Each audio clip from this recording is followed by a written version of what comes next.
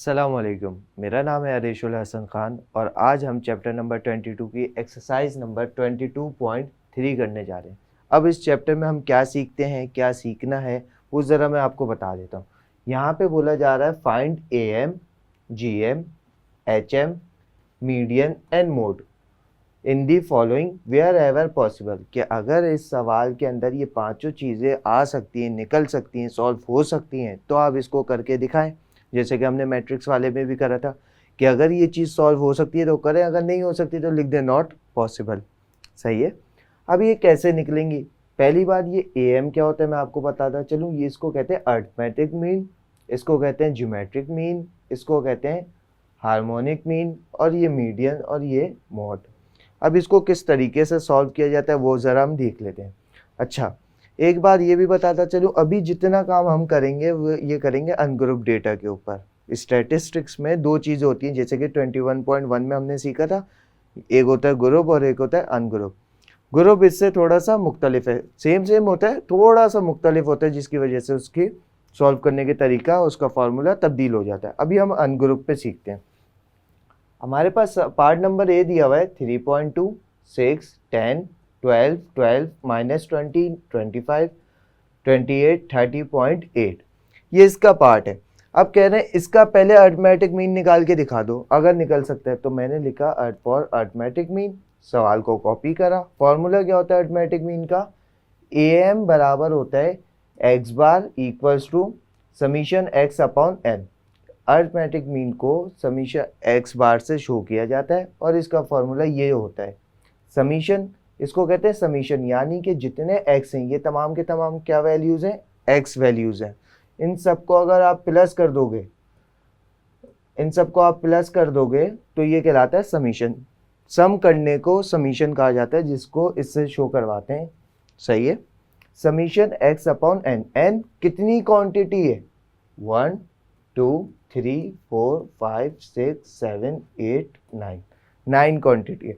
तो हमने फॉर्मूला रखा इक्वल्स टू तमाम x वैल्यूज़ को प्लस करवा दिया। इसको ब्रैकेट में क्यों लिखा? क्योंकि इस वैल्यू के अपना साइन तो नेगेटिव था, लेकिन हम करवा क्या रहे हैं? प्लस। तो इसको ब्रैकेट में सेपरेट। जब सब वैल्यूज़ को प्लस करा तो आंसर हमारे पास क्या आया? 107 डिवाइड बाय n। n क्या था हमारे पास? जितनी क्वांटिटी है वो लिख दी हमने 9। जब 107 को डिवाइड करा 9 से तो हमारे पास आंसर क्या आया? 11.888। मजीद सॉल्व हो सकता, मजीद वैल्यूज आ रही थी, लेकिन हम पॉइंट के बाद कितनी वैल्यूज लिखते हैं? सिर्फ और सिर्फ 3। अरिथमेटिक मीन हमने निकाल लिया। अब किसकी बारी है भाई? GM की, यानी कि ज्योमेट्रिक मीन की। ज्योमेट्रिक मीन की तरफ चलते हैं हम। अच्छा, सवाल को दोबारा हमने कॉपी करा। ये तो आपको पता हमारा रूल है कि सवाल एक दफ़ा दोबारा कॉपी किया जाता है। सही है। फॉर्मूला क्या होता है इसका GM का? कि GM बराबर होता है n रूट, और रूट के अंदर हमारे पास क्या है? तमाम x वैल्यूज़ क्या कर रही हैं आपस में? मल्टीप्लाई। देखिए ब्रैकेट में लिखा हुआ है और ब्रैकेट के बीच में कोई चीज़ नहीं होती तो क्या हो रहा होता है? मल्टीप्लाई। इसका मतलब ये जितनी x वैल्यूज़ हैं सबके सब रूट के अंदर क्या हो रही हैं? डिवाइड।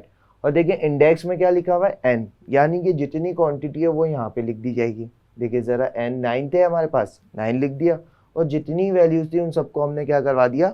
मल्टीप्लाई। अच्छा, 9 वैल्यूज़ हैं। अभी इस सवाल में 9 वैल्यूज़ हैं ना, आगे जाके पता नहीं कितनी वैल्यूज़ होंगी। हम हर वैल्यूज़ तो लिख नहीं सकते, तो हमने शुरू की 3 लिखी और डॉट डॉट लिख के लास्ट वैल्यू लिख दी। देखिए XN है ना, मतलब लास्ट वैल्यू। तो हमने ये लास्ट वैल्यू जब सबको मल्टीप्लाई करवाया तो हमारे पास ये आंसर आया। सही है, आंसर ये आया, लेकिन नेगेटिव कहाँ से आ गया? आपको शायद याद हो, सवाल के बीच में एक वैल्यू क्या थी? नेगेटिव। और जब सबके सब मल्टीप्लाई होंगे और एक ही नेगेटिव था तो नेगेटिव में आंसर आएगा। ये नेगेटिव पॉजिटिव कब हो सकता था? जब n की पावर, जब ये नंबर n की पावर जो है ये कोई इवन नंबर होती है। आपको पता है ना, अगर हम पिछली दफ़ा करते थे कि माइनस साइन के ऊपर अगर पावर इवन नंबर है तो वो माइनस साइन ख़त्म हो जाएगा, लेकिन अगर माइनस साइन के ऊपर कोई पावर ऑड नंबर है तो वो माइनस साइन ख़त्म नहीं हो पाएगा। ये ऑड नंबर था इसलिए माइनस साइन ख़त्म नहीं हो सका। अच्छा, अब इसको मैंने वैल्यू दी नहीं है, क्या लिख दिया? Not possible. क्योंकि GM का रूल होता है, ज्योमेट्रिक मीन का रूल होता है कि अगर आंसर में नेगेटिव नंबर आ जाए तो वो सॉल्व नहीं हो सकता, तो इसलिए मैंने क्या लिख दिया? Not possible. इसीलिए इन्होंने क्वेश्चन में भी कहा था कि अगर जो हो सके आप उसका आंसर दे दो और जो ना हो सके उसका आंसर ना दो। यहाँ तक बात क्लियर हो गई। AM का फॉर्मूला क्या था, summation x bar equals to summation x upon n, ये वैल्यूज रखी, आंसर निकाल दिया सॉल्व करके। GM का फॉर्मूला क्या था हमारे पास, n अंडर रूट एक्स की वैल्यूज, तो ये हमारे पास आंसर आ गया। अब हम चलते हैं हार्मोनिक मीन की तरफ। हार्मोनिक मीन ज्योमेट्रिक मीन की तरह होता है, लेकिन वो बोलते हैं अगर आंसर नेगेटिव भी आ जाए तो कोई परवाह नहीं है, कोई मसला नहीं है। अब हार्मोनिक मीन का क्या फॉर्मूला है, n अपॉन, देखिए सब वैल्यूज किस में, फ्रैक्शन में, 1/xn, और आपस में क्या हो रहा है, प्लस हो रहे हैं, ज्योमेट्रिक मीन की तरह मल्टीप्लाई नहीं हो रहे। तो हमने क्या करा, हमने फॉर्मूला लिखा, फॉर्मूला जहाँ जहाँ जो जो वैल्यूज दी हुई थी वो वैल्यूज रख दी। n क्या था हमारे पास 9, x1 क्या था 3.2, x2 क्या था 6, x3 क्या था हमारे पास 10, और मजीद बीच में नहीं रखी क्योंकि अभी 9 है, आगे जाके बहुत और सारी हो सकती है। लास्ट वैल्यू रखी हमने 30.8। अब इसका आंसर हमने क्या करा, डिवाइड करके अगर एलसीएम लेंगे ना तो बहुत मुश्किल हो जाएगी, आप भी मुसीबत में आएंगे, हम भी मुसीबत फेस करनी पड़ेगी हमें। अच्छा, तो हमने फ्रैक्शन को सॉल्व करा, डेसिमल वैल्यू बना ली, इसकी डेसिमल वैल्यू बना दी, और मजीद जितनी वैल्यूज थी उन सबको डेसिमल में लिख दिया। और फिर एंड में क्या करना होता है, सबको क्या कर दो, प्लस कर दो। जब सबको प्लस करके लिखा तो हमारे पास आंसर आया 0.8015। जब 9 से हम डिवाइड करेंगे तो आंसर क्या आ जाएगा, 11.228।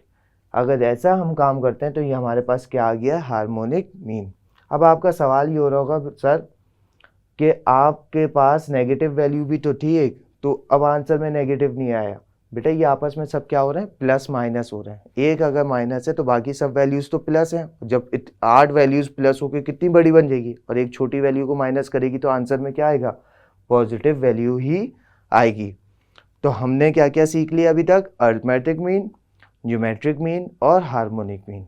अब चलते हैं अपने और पार्ट्स की तरफ, क्या निकालना है, मीडियन और मॉड। तो मीडियन और मॉड की तरफ हम बढ़ते हैं। तो अब देखते हैं मीडियन क्या कह रहा है। मीडियन में आपके पास सवाल में कुछ चेंजेस नजर आ रही है आपको, जी बिल्कुल आ रही है कि -20 सर पहले बीच में था, अब ये पहले क्यों आ गया।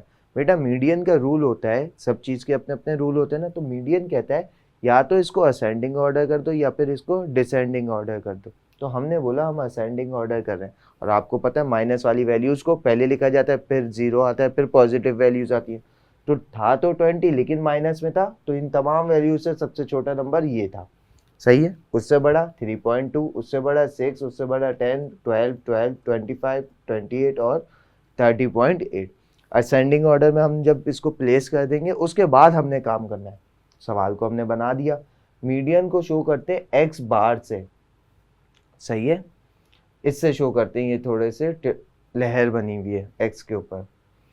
ये बराबर होता है n+1/2 nth value of odd, क्योंकि इसका जो हमारे पास n नंबर है, टोटल वैल्यूज कौन सी है 9, और 9 कौन सा नंबर होता है, ऑड होता है इवन होता है, ऑड होता है।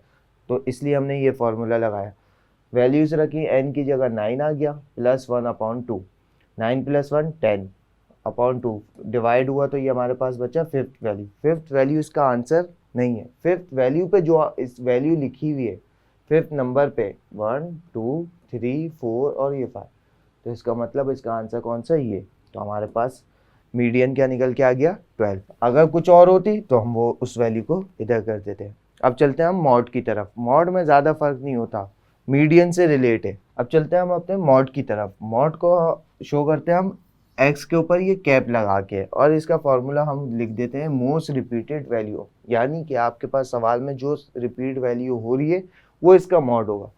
सवाल देखें ज़रा, अब देखें कोई सीक्वेंस नहीं है, वही पुराना वाला सवाल लिखा हुआ है, सिर्फ और सिर्फ वो मीडियन के लिए होता था। यहाँ पे जो रिपीट हो रहा है, कौन सा नंबर रिपीट हो रहा है, 12 एक दफ़ा, फिर दोबारा 12 है, तो इसका मतलब मॉड इसका आंसर 12 देगा, सही है। और मैं एक और बात बता दूं, यहाँ पे अगर कोई भी रिपीटेड वैल्यू नहीं आई, जैसे कि 2, 4, 6, 8, 10, अगर कोई भी रिपीटेड वैल्यू नहीं आ रही तो मॉड क्या होगा, तो इसको लिखा जाएगा नॉट मॉडल, सही है। तो अब तक की एक्सरसाइज में हमने क्या क्या सीखा, arithmetic mean, geometric mean, harmonic mean, median और मॉड। ये इसके सबसे इम्पॉर्टेंट क्वेश्चन होता है, तो हमने इस पर फोकस किया। अब तक की वीडियो में सिर्फ इतना ही, मिलते हैं अपनी नेक्स्ट वीडियो में, तब तक के लिए अल्लाह हाफिज़।